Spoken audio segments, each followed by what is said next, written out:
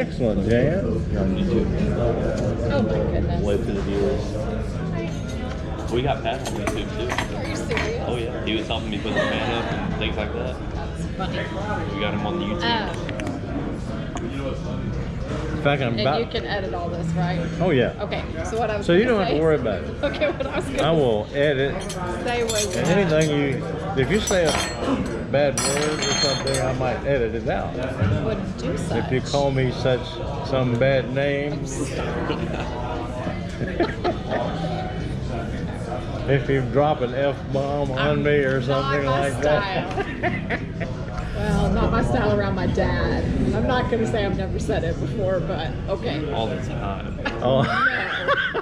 No, not all Now the that's time. funny. So who called this meeting? So look at this. The Grand Poobah.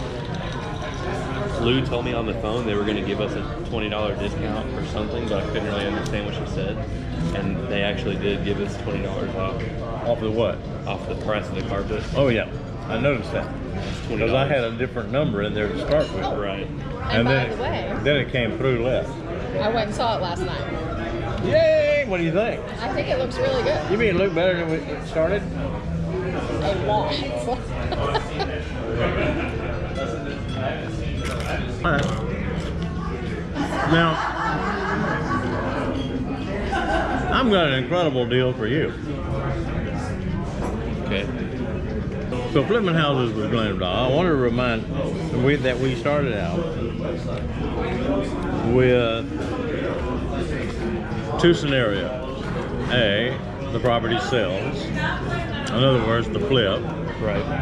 And B, if for some reason we decide to keep the property as a rental, no profit likely, for example, then we got some rules about that. Okay. And you, as I recall, asked the question, you being Jack in this case, asked the question, how could that possibly happen, Plan B? Well, since we're there, Well, now I know how it happens. now you know how it happened. Right. Okay, but I kind of wanted to, but I got a better deal than what we got there. He also has his financial back here, because I had asked him. Let's suppose, Mark, your numbers are true.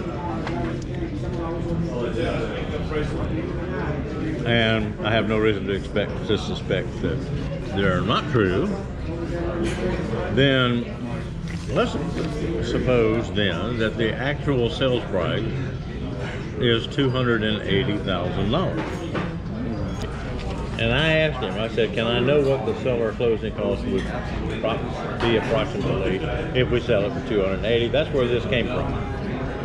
And it came down to $262,147 would be the closing cost. $262,147. It's not the closing cost, that's Be your the- net. No, my net. That would be Yeah, net of after- sale. This would after be your, closing. 17,853.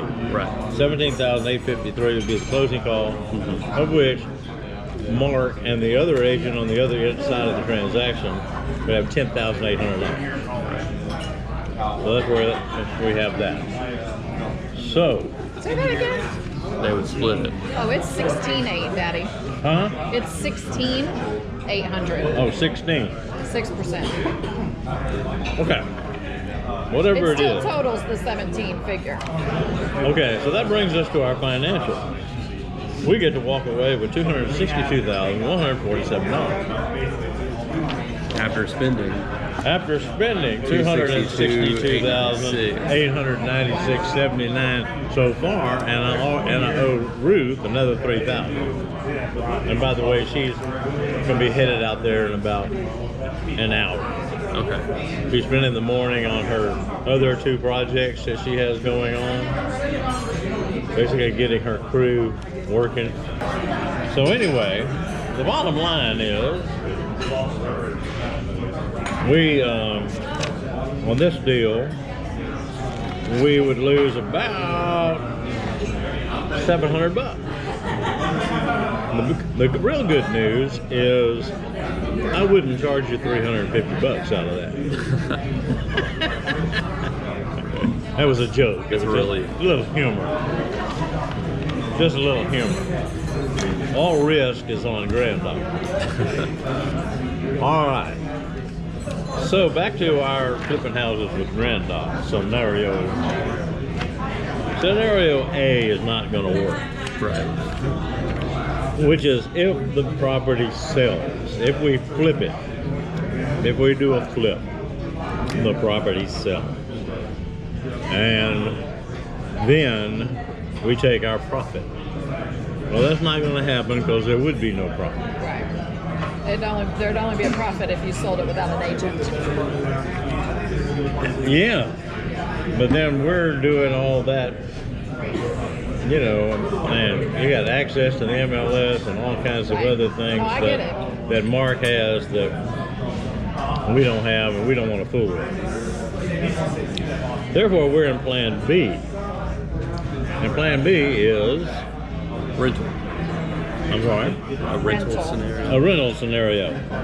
And now the bullet points that are on the bottom of that are, I need a 75% investor loan on the property. In other words, retaining 25% equity in the property. That's where you come in. And of course, we will have loan payments every month. Well, of course, the whole first month's rent goes to Mark for finding us a good tenant. But then after that, we will continue with that. So that's the scenario. Now, Mark, Janet, you and I had a conversation about Mark role in all this, Yes. and basically that his role is he does all the finding the tenant stuff. Correct. So he does the marketing, including open houses, things like that. Gets it listed on MLS. Gets Just it like listed. like a sale would be, but they have a rental one for just listing and leasing. Yes. Okay, can you summarize all the stuff that he wants to do? Off the cuff, basically the conversation that we had was that yes, he would be the upfront point of contact. Am I supposed to be looking at you or looking at this? I'm not good on Does he screen the camera. people? Ignore the camera. Okay, so the upfront conversation that that I had with Mark, he basically just said, you know, he offers an agent's perspective of leasing the property out just like he would a sale. It would be listed on MLS. Every realtor that has access to MLS would be able to see, and realtors do, just so you know, find rental houses just like they find people houses to buy. Same thing. A lot of renters don't know that because they think realtors are just for buying and selling property. Not always the case. So they market it. If they, you know, get all the leads, they will take their applications. They will basically do what they call vet the tenant. Once that process is complete, he kind of brings his best judgment to the table of things that he knows and would present that information to Grandaw and say, And you.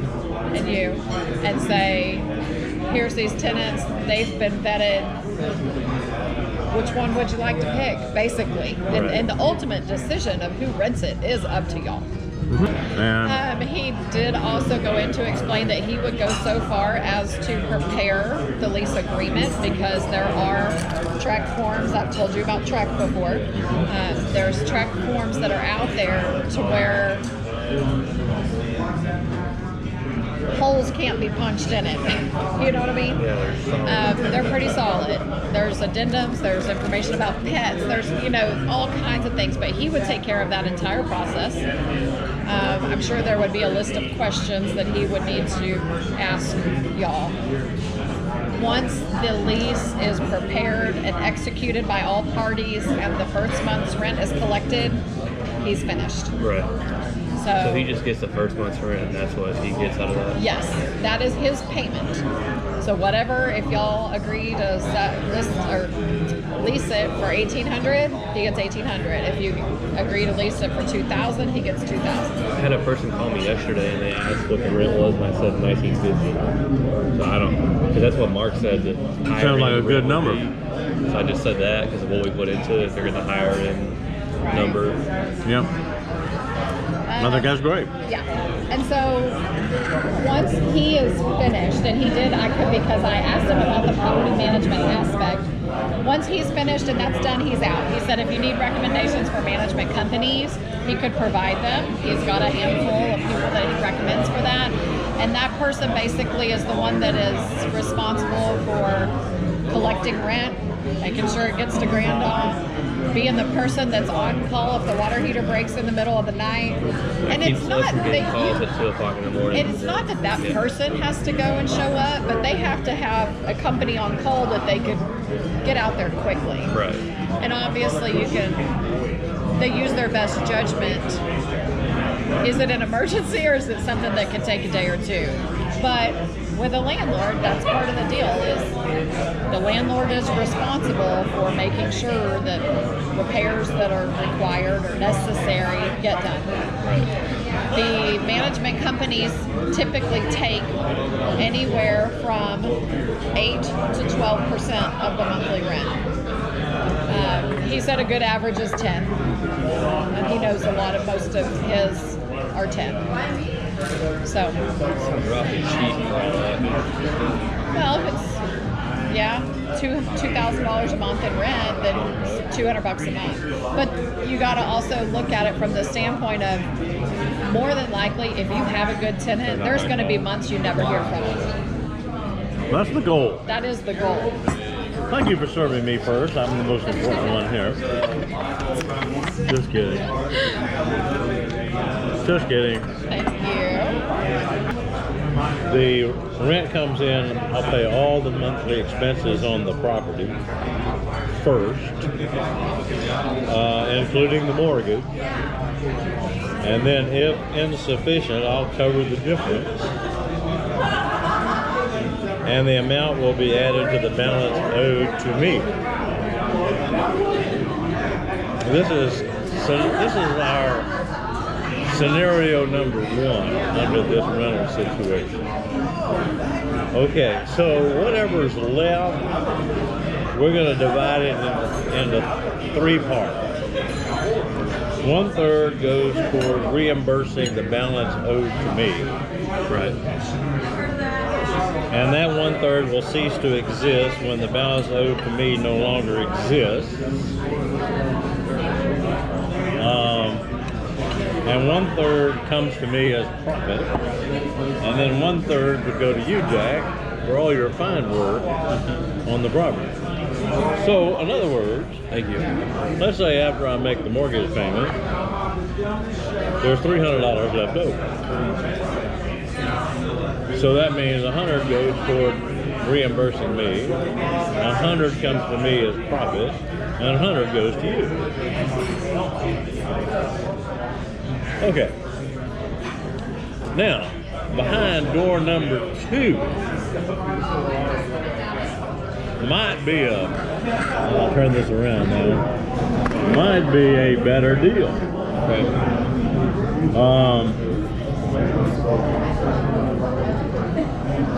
And the better deal is, I think, I'd like you to be the management company.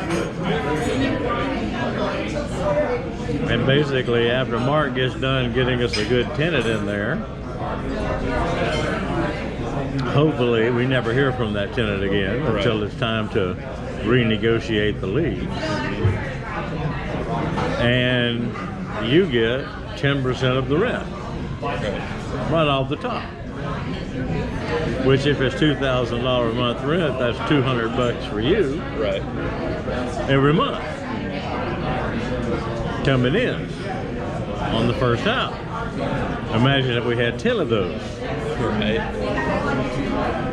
My goal is to have a second one before the end of this year, and perhaps 4 next year. Okay. So don't tell Mary that though. Well, you just recorded.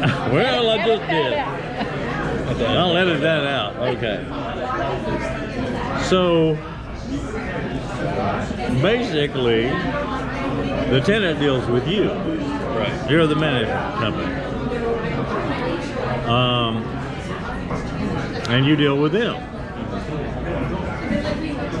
Now, what do you think of that? I think that's your best. I think that's your best deal. Yeah. I really do. I'll do that. No, that's a pretty good experience. And hopefully the tenant doesn't give you too many challenges. But there you go. And I think that would actually be a better deal and probably end up making you more than this deal. Sounds good. As soon as I get that loan on there, and we get the tenant in there, and we get the tenant paying, we'll go find us another house and do it again. This time we might be more cautious about how much we pay for the house. We might want to make sure there's a little bit more spread than we did this time.